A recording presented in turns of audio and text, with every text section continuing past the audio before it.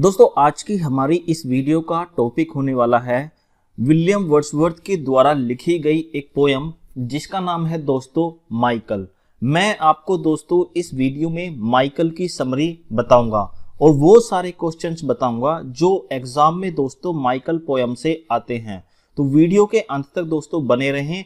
मैं Michael poem जो William Wordsworth ने लिखी है उसकी सारी डिटेल आपको बताने वाला हूं। तो शुरू करते हैं दोस्तों आज की हमारी वीडियो को।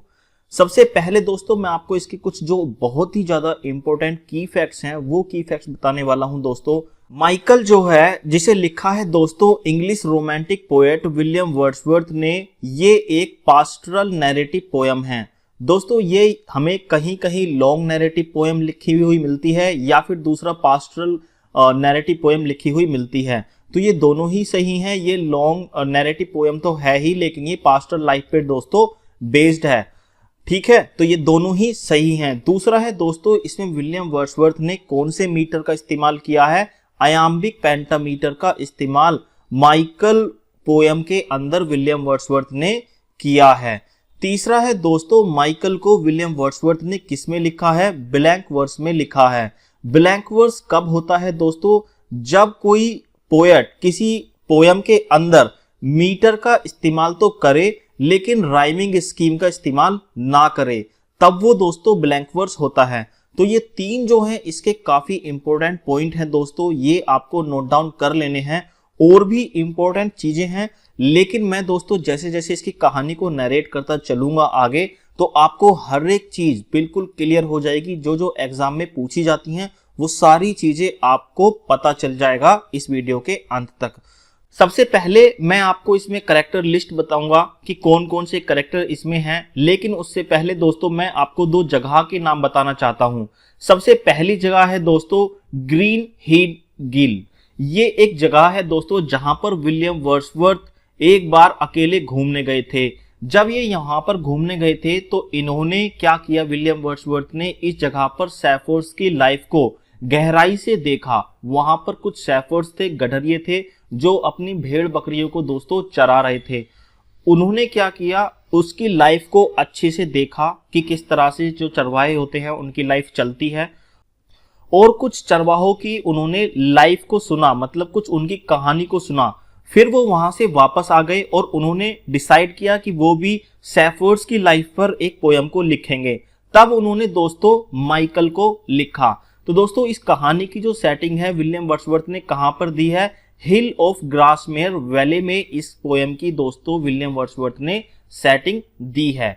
तो आपको मैं इन दो जगहों के अलावा अब इसमें कैरेक्टर बता देता हूं। ये सारे कैरेक्टर्स जो इसमें अच्छे और इंपॉर्टेंट हैं दोस्तों। जो इस कहानी के कैरेक्टर हैं वो इवनिंग स्टार नाम की कॉटेज में रहते हैं। कहां पर रहते हैं? इवनिंग स्टार एक कॉटेज है, एक झोपड़ी है जिसका नाम इवनिंग स्टार है। अब कोई जानता है कि इवनिंग स्टार इस झोपड़ी को क्यों कहा जाता था? क्योंकि जब शाम होती थी तो इसमें रहने वाले लोग जो थे वहां पर एक लैंप जलाते थे।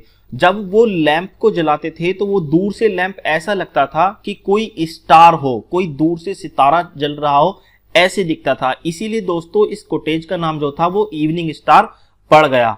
अब बताता हूं इसके कैरेक्टर में से पहला कैरेक्टर जो सबसे खास कैरेक्टर है दोस्तों, ये इस कहानी का नायक है, मतलब हीरो है, जिसके इर्द गिर्द पूरी कहानी दोस्तों चलती है। ये परिवार का मुखिया है जिसका नाम है माइकल। ये दोस्तों 80 साल का एक आदमी है। 80 साल का होने के बावजूद भी इसकी विल पावर जो है बहुत ही स्ट्रोंग है। ये जो काम ठान लेता है कि ये काम मुझे करना है वो काम ये करता ही है। और इसने 80 साल का होने के बावजूद भी अपने शरीर को बहुत ही ज्यादा ताकतवर बना के रखा है। इस कॉटेज के अंदर ये दोस्तों इवनिंग स्टार के अंदर ये रहता है। यही कॉटेज जो है ये इस माइकल नाम के आदमी की ही है। दूसरा कैरेक्टर है दोस्तों इसका इजाबेल। इजाबेल जो है दोस्तों कौन है? ये माइकल की पत्नी है और ये कितने सालों की है दोस्तों? 60 सालों की है। इजाबेल जो है कितने सालों की है? 60 साल की है। ये इस माइकल से 20 साल छोटी है। और दोस्तों इस कहानी में तीसरा और सबसे इंपॉर्टेंट कैरेक्टर जो है वो है ल्यूक। लूक कौन है दोस्तों? इनका बेटा है। माइकल और इजाबेल इन दोनों का बेटा है लूक, जो इस कहानी में 18 साल का हमें दिखाया गया है। इसके बाद दोस्तों एक रिचर्ड बैटमैन नाम का कैरेक्टर है, इसके बारे में भी मैं आपको कहानी में बताऊंगा। तो जो एग्जाम में पूछे जाते हैं दोस्तों, क्वेश्चन ये पूछे जाते हैं कि जो इसमें कोटेज है उसका नाम क्या है, तो आपको पता चल गया इवनिंग स्टार है। और जो माइकल है वो कितने साल का है, वो 80 साल का है। इजाबेल जो माइकल की पत्नी है वो कितने साल की है, 60 सालों की है। और कभी कभी क्वेश्चन ऐसा घुमाकर पूछ लिया जाता है कि इजाबेल जो है वो माइकल से कितनी साल छोटी है। तो दोस्तों ये माइकल से कितने साल छोटी है, 20 साल छोटी है माइकल से इजाबेल। ल्यूक कितने साल का है, 18 साल का है। आई होप ये सारी चीजें दोस्तों क्लियर हैं। मैं अब आपको इस कहानी के बारे में दोस्तों बताने जा रहा हूं, इस कहानी को मैं नरेट करने जा रहा हूं। इस कहानी में दोस्तों माइकल नाम का एक आदमी है जो 80 साल का है। 80 साल का होने के बावजूद भी उसकी विल पावर तो अच्छी है ही, वो बहुत ही मेहनती आदमी है, लेकिन उसका शरीर अभी तक उसका साथ देता है। वो खाने पीने पे बहुत ध्यान देता है और उसका शरीर जो है वो कटीला है, एकदम ताकतवर है। इसके साथ साथ दोस्तों माइकल का दिमाग जो है वो भी बहुत तेज है। वो एक सम्मानजनक जिंदगी को अच्छी तरीके से बिता रहा है। ये 3 लोग हैं इस इवनिंग स्टार नाम की कॉटेज के अंदर बहुत ही अच्छी तरह से दोस्तों रहते हैं। अब ये इवनिंग स्टार के अंदर अंदर ये माइकल तो रहता ही है, साथ में इसकी बीवी और बेटा भी रहता है। इन दोनों के बारे में मैं आपको ऑलरेडी बता चुका हूं। दिन भर दोस्तों ये माइकल क्या करता है, माइकल अपने बेटे के साथ, ये माइकल जो है अपने बेटे ल्यूक के साथ जाता है। कहां पर दोस्तों, भेड़ बकरियों को चराने के लिए ये जंगल चला जाता है। पूरे दिन ये बकरी को, भेड़ों को चराते रहते हैं। उसके बाद ये वापस घर आते हैं। घर आने के बाद ये थक जाते हैं। घर आकर ये सूप पीते हैं जो इजाबेल इन लोगों के लिए बनाकर रखती है। सूप पीते हैं और उस सूप पीने के बाद ये दूध पीते हैं। दूध पीने के बाद ये अपने औजार, जो हथियार होते हैं, एक तरह से औजार होते हैं काम करने के, उनको चाटते हैं, उन पर धार लगाते हैं, जिससे ये अपनी भेड़ बकरियों के बालों को साफ कर सकें। और ये इजाबेल क्या करती है दोस्तों, उन जो बाल होते हैं उन्हें रात भर चरखे पर दोस्तों काटती रहती है। तो ये दिन भर तो भेड़ बकरियों को चराते हैं, लेकिन शाम में भी ये शांति से नहीं रहते। ये रात और दिन दोनों काम करते रहते हैं। क्यों इतना काम करते हैं दोस्तों, इस माइकल का एक सपना है। क्या सपना है कि ये सी फोल्ड को बनाए। सी फोल्ड एक जगह होती है दोस्तों जहां पर भेड़ बकरियों को रखा जाता है, खासकर भेड़ों को जहां पर रखा जाता है, पाला जाता है, उस जगह को हम फोल्ड कहते हैं। तो ऐसी जगह माइकल बनाना चाहता था अपनी जमीन पर, इसका ये सपना था।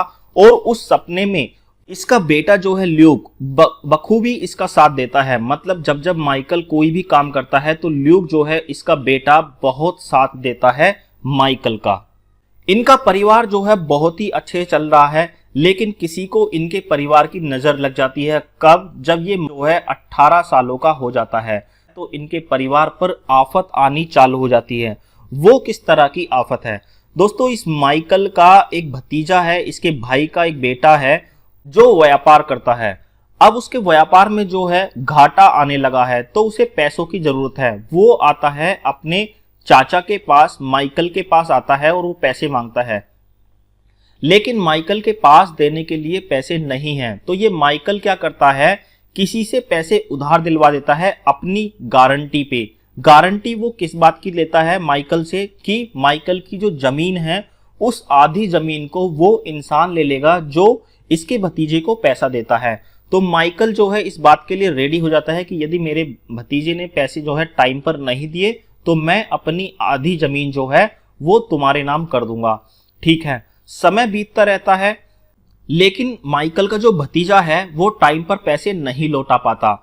और इस माइकल को वो जगह जो है अपनी जमीन में से आधी जमीन उस इंसान को देनी होती है जिस इंसान से इन्होंने पैसे लिए थे, और जिसमें गारंटर कौन था, ये माइकल था। अब माइकल बहुत दुखी है, वो जमीन को नहीं देना चाहता। क्यों? क्योंकि इस माइकल ने अपना जीवन जो है इसी जमीन में गुजार दिया।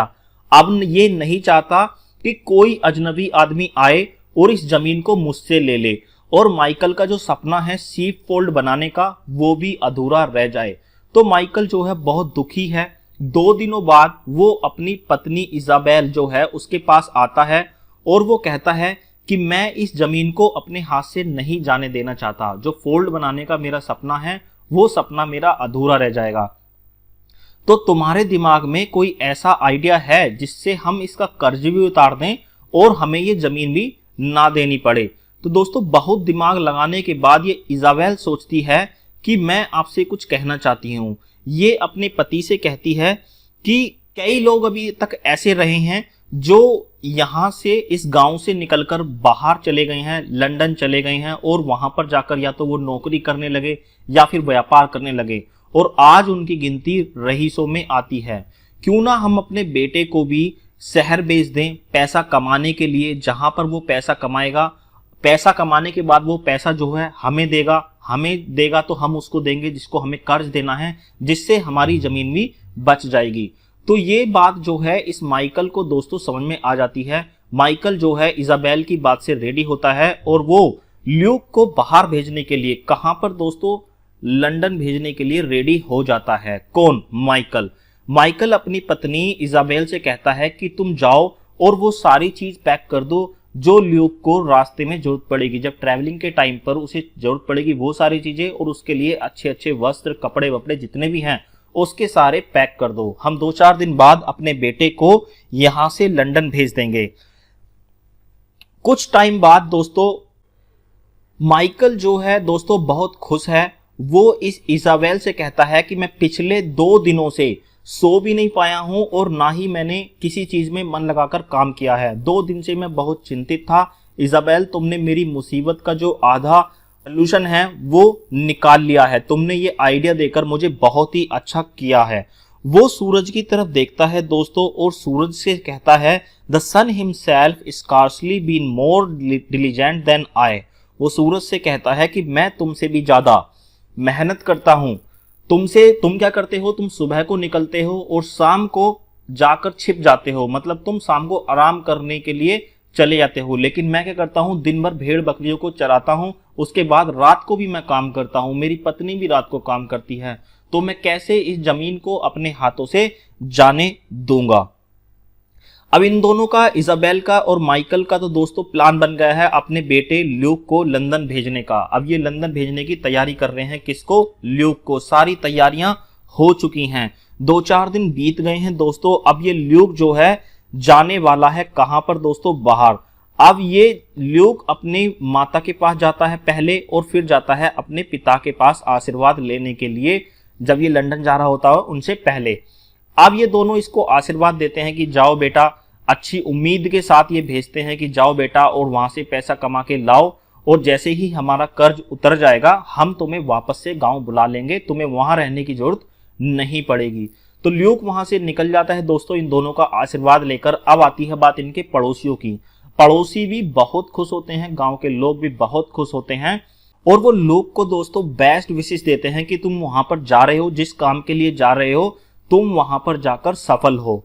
तो दोस्तों इजाबेल और माइकल जो है थोड़े से चिंतित होते हैं कि उनका बेटा जो है वहां जाकर सरवाइव भी कर पाएगा या नहीं कर पाएगा। तो दोस्तों ये इजाबेल जो है माइकल को बताती है कि तुम चिंता मत करो, एक लड़का है रिचर्ड बैटमैन नाम का, वो लड़का, उसके ऊपर तो माँ बाप भी नहीं थे, उसका पालन पोषण जो हुआ था वो चर्च में ही हुआ था। वो भी ऐसे ही जैसे हमारा बेटा लंदन जा रहा है, वो भी ऐसे ही लंदन गया था और वहां पर जाकर उसने व्यापार शुरू किया। आज वो लंदन का बहुत बड़ा आदमी बन गया है। तो तुम चिंता मत करो, हमें अपने बेटे पर पूरा भरोसा है, वो भी ऐसा ही काम करेगा। तो दोस्तों ये इन्हीं के गांव का एक लड़का है जो लंदन जाकर, शहर जाकर एक बहुत अच्छा व्यापारी बन गया था, जिसके माता पिता भी नहीं थे। उसके पालन पोषण जो हुआ था उसका कहां पर हुआ था? चर्च में ही हुआ था।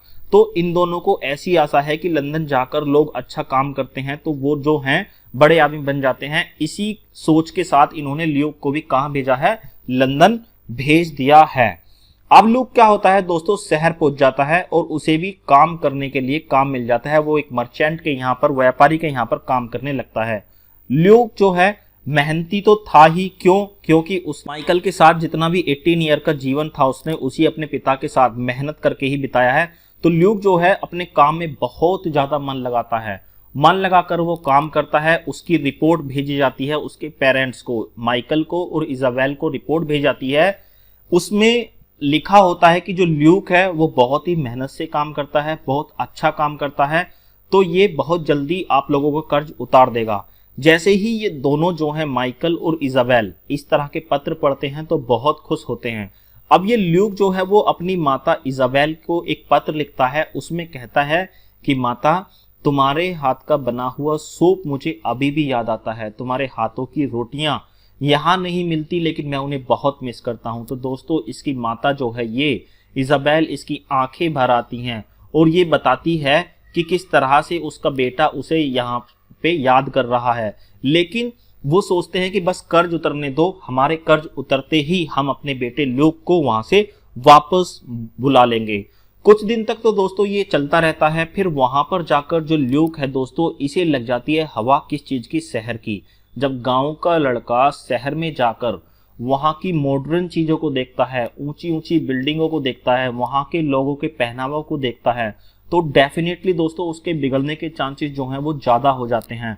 उसको ल्यूक जो है कुछ बुरी आदतों में पड़ गया था, मतलब लड़कीबाजी, जुआ खेलना, शराब पीना, इन आदतों में पड़ गया था। ल्यूक को इन आदतों का इतना ज्यादा आदी हो गया था कि वो निकलना भी चाहता था तो भी नहीं निकल पा रहा था।